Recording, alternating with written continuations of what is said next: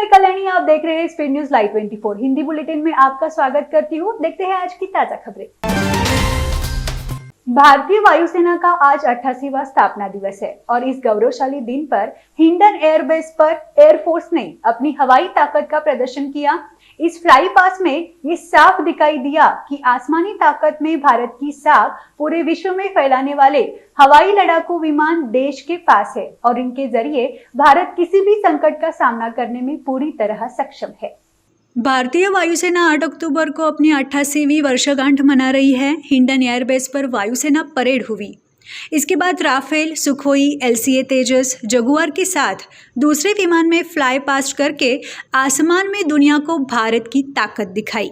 कार्यक्रम को संबोधित करते हुए वायुसेना प्रमुख RKS भदौरिया ने कहा कि मैं राष्ट्र को आश्वस्त करना चाहता हूं कि भारतीय वायुसेना विकसित होगी और देश की संप्रभुता और हितों की रक्षा के लिए सभी परिस्थितियों के लिए हमेशा तैयार रहेगी। वायुसेना प्रमुख ने उत्कृष्ट सेवा करने वाले जवानों को सम्मानित किया। उन जवानों को भी सम्मानित किया जिन्होंने बालाकोट एयर स्ट्राइक की थी। वहीं इस मौके पर राष्ट्रपति रामनाथ कोविंद, प्रधानमंत्री नरेंद्र मोदी, रक्षा मंत्री राजनाथ सिंह और उत्तर प्रदेश के मुख्यमंत्री योगी आदित्यनाथ ने वायुवीरों को शुभकामनाएं दी। महाराष्ट्र में शिवसेना और बीजेपी की राजनीतिक लड़ाई अब बिहार में भी नजर आ सकती है। शिवसेना ने बिहार चुनावों के लिए अपने 20 स्टार प्रचारकों की सूची जारी की है। माना जा रहा है कि नेता बिहार में जाकर चुनाव प्रचार में सक्रिय रूप से भाग ले सकते हैं। बता दें कि शिवसेना ने बिहार में चुनाव लड़ने की कोई खुली घोषणा नहीं की है। ऐसे में माना जा रहा है कि वह महाराष्ट्र में अपनी गठबंधन सहयोगी कांग्रेस के समर्थन में बिहार में चुनाव प्रचार कर सकती है। शिवसेना की ओर से जारी की गई स्टार प्रचारकों की सूची में महाराष्ट्र के CM उद्धव ठाकरे, उनके बेटे और कैबिनेट मंत्री आदित्य ठाकरे, वरिष्ठ नेता संजय राउत समेत 20 लोगों के नाम शामिल है। हाथरस गैंगरेप के मुख्य आरोपी संदीप ठाकुर ने उत्तर प्रदेश में पुलिस को एक चिट्ठी लिखकर दावा किया उसे और बाकी 3 आरोपियों को इस केस में फंसाया जा रहा है। उसने उल्टा पीड़िता की मां और भाई पर उसे प्रताड़ित करने का आरोप लगाया। उसने चिट्ठी में सभी आरोपियों के लिए न्याय की मांग की है।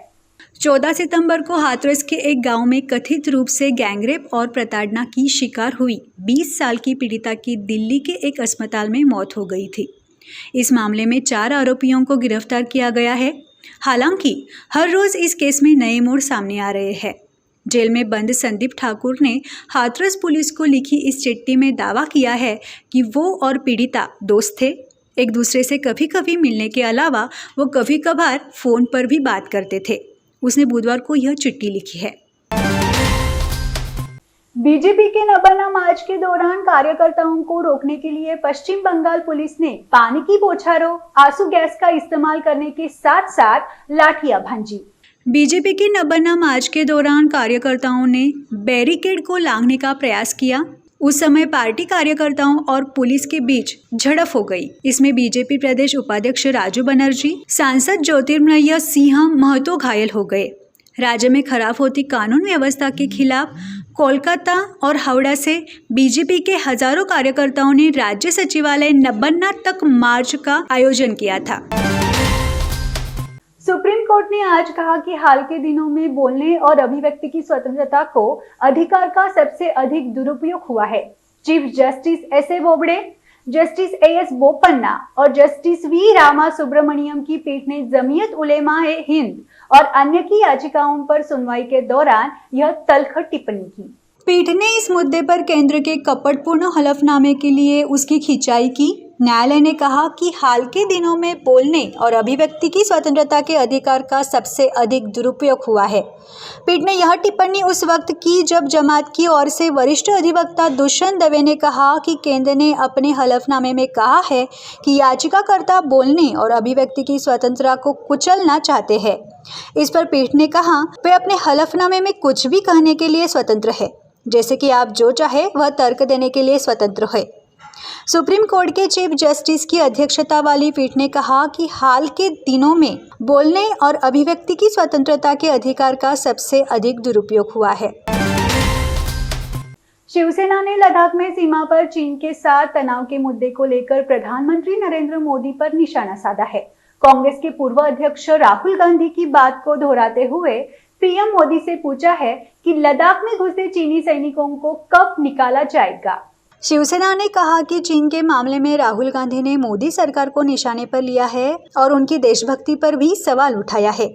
चीनी सेना हमारी सीमा में घुस आई, इसके बावजूद प्रधानमंत्री इतने ठंडे क्यों? ऐसा सवाल उन्होंने किया। चीनियों को 15 मिनट में बाहर निकाल देंगे।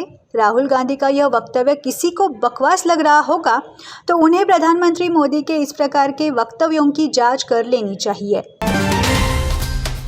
कोरोना महामारी की वजह से लागू किए गए लॉकडाउन से पहले ये डब्बा वाला मुंबई और आसपास के जिलों में दफ्तर जाने वाले लगभग 2 लाख लोगों को लंच बॉक्स पहुंचाता था। डब्बा वालों ने लॉकडाउन की घोषणा से काफी पहले अपना काम बंद कर दिया था, लेकिन अब खबर आ रही है कि डब्बा सिस्टम को दोबारा शुरू किया जा सकता है। डब्बा वालों ने लॉकडाउन की घोषणा से काफ़ी पहले ही अपना काम बंद कर दिया था, क्योंकि वो ये कतई नहीं चाहते थे कि कोई वायरस के फैलने के लिए उन पर उंगली उठाए। मुंबई डब्बावाला संगठन के अध्यक्ष उल्लास शांताराम मुके के मुताबिक उन्होंने रेलवे प्रशासन और बीएमसी के साथ बैठकें की है। इस दौरान चर्चा की गई कि कैसे डब्बा सिस्टम को दोबारा शुरू किया जा सकता है। आज की हिंदी बुलेटिन में बस इतना ही। देखते रहिए स्पीड न्यूज़ लाइव 24। शुक्रिया।